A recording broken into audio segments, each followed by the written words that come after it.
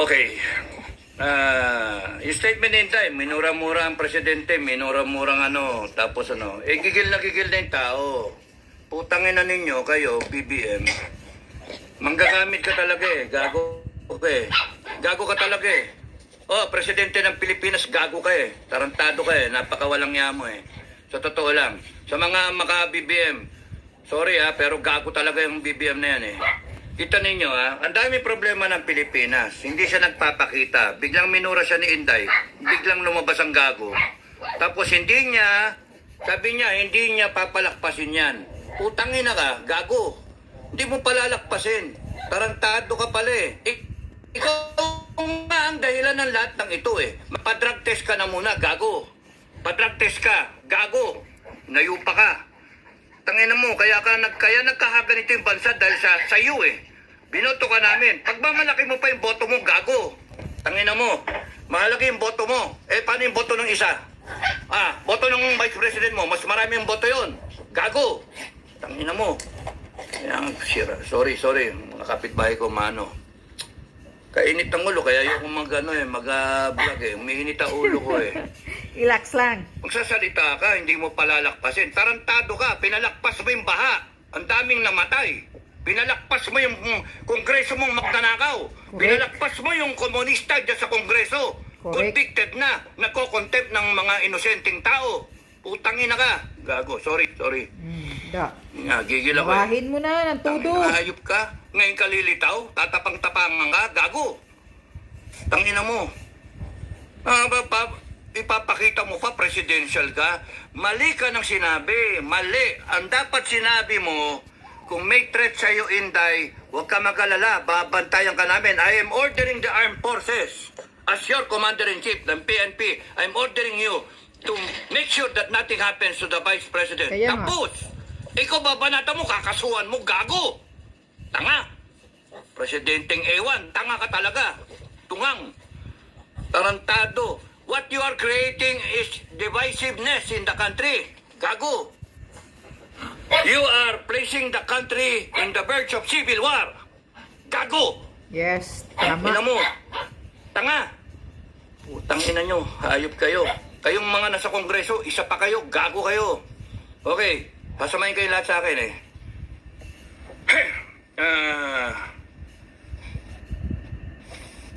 ang na to, tanin niya yung nagtatalong politika.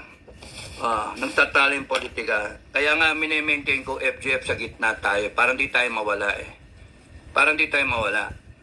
Hanggang walang hudyat, mga ka-FGF, we want to be in the cooler side na nag-iisip. Mga Pilipino na nag-iisip. Kasi pagka sumausaw ka dyan, mawala ka Galit na Galit. Ako galit na galit ako pero kinokontrol ko. Kung nadidinig yung usapan namin ni Buhay, ni Commander Metran, galit na galit ako. Kung nadidinig yung usapan ko sa ibang commander, galit na galit ako. Natatawa nga sila Gigil na gigil ako Pero kinokontrol namin yung galit namin. That's courage. Courage is not just plain na tapang. That's stupidity. Plain tapang, that's stupidity. The courage is the ability to control yourself, control your fear, control everything, and perform the mission. That's courage. Yung you do the right things, yung properly, hindi yung ganyan na, yan na. Putang inang yan, magkalsada na tayo. Ay, nang yan, gago. Magkakalsada ka, bakit galit ba kayo sa EDSA? Galit kayo sa EDSA? Galit kayo kay Mama Mary? Doon kayo doon nyo dinay-direct yung tao. EDSA. Ba't hindi sa Kongreso? Doon kayo galit Yun nga tanong ko bakit hindi sa Kongreso? No? Ba't hindi sa Kongreso? Nandun yung Tapos nun, veterans, punta kayo, support kayo kay Inday, doon kayo magsalita-salita. Ang puta.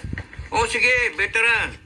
Because you are thinking na ang focal point mo is yung personalities Why not make the focal point yung issue at hand? Yung issue.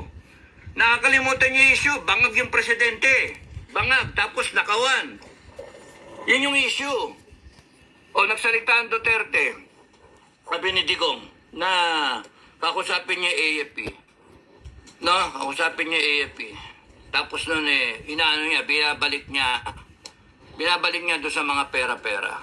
Because kung lahat kayo nakikinig sa akin, doon kayo pumunta kay Marcos. Ibig sabihin ni Duterte, you demand the explanation. You demand. Tanginang yan. Itong Marcos na to, gagamitin mo ngayon yung konstitusyon. Ha? Gagamitin niyo yung konstitusyon laban doon sa kay Sara. Si Inday Sara nga, she's implementing the constitution. She's abiding by the constitution. Kaya kayo nandyan pa. Kasi hindi siya nagtatawag ng revolusyon. Hindi siya nagtatawag ng taong bayan. Tanging mga hayop kayo. Sinabi ko again, Marcos and everyone na connected with Marcos, kaya kayo nandyan, kasi ang mga Duterte, whether they are hesitant or not, ay hindi pa tumatawag ng talagang totoong tao, people power. Wala. Minadinig ba kayo? Lumabas na kayo sa kalsada at tapusin na natin to? Minadinig ba kayo? Nagtatawag lang mga vlogger. No? Mga supporter ng vlogger. Mga nananawagan. Supporter na tayo, labas na tayo. Hindi nyo nga. Kaya nga nakakainis ang Pilipinas Nakakainis. Dami ko na sinabi, nawala na ako. So, una kay Inday, yung statement ni Inday, ano masama doon magalit yung tao? Gago kayo Nagalit yung tao. Ano ngayon? Tinatarantado niya yung tao niya. She's just being a leader. Between Marcos and Inday, mas leader tong Inday kaysa sa iyo, Marcos. Ikaw, Marcos, sinabi na sa iyo, BBM, sinabi sa iyo, ang dapat dyan, pinatigil mo yung Congress sa contempt. Anong ginawa nyo? Dinagdagan nyo pa ng araw. Tanga kayo. Bopol. Tapos doon, sasabihin mo pa, hindi palalagpasin. Meron pa kayong pinachichismis, tinatakot nyo taong bayan. Uhulihin na si Inday. Huliin siya, isasabihin na sa NBI. Pinapaimbisigan. Sige, kulong nyo. Pinakamaganda niya, kulong nyo si Inday. Tangina ninyo, hindi nyo kami matatakot. Kami mismo, sa FGF, hindi nyo kami matatakot. Mga gago kayo. Naghihintay lang yung grupo ko Naghihintay lang. Tangina ninyo. Gago kayo. Tapos sa AFP, nabi ko na ba yung kay Marcos? Dapat ang sinabi mo, Marcos, huwag nyong gagalawin si Inday. Correct. Alright guys, welcome back to the channel. Now in today's video, I want to share with you about a brand new smartwatch. Pag gagalawin niyo si Sara, katapusan niyo na. Si Inday. Hindi mo ginaya si Duterte. No? You still respect tong tanga na to, kahit tanga, you still respect her because she is the vice president. She was elected by the people. Sabi ni Duterte yun kay Lenny. Ikaw, Kaya nga. Babanata mo na si Lenny nga, nirespeto ni Tatay Diggs. Kung kaya nilang itrete ng isang presidente, how much more ang malit na Pilipino. Gago! Kung kaya nilang nakawan ng ninanakawan nila yung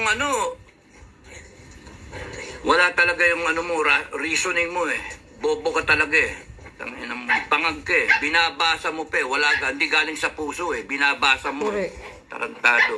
Saka nakakita.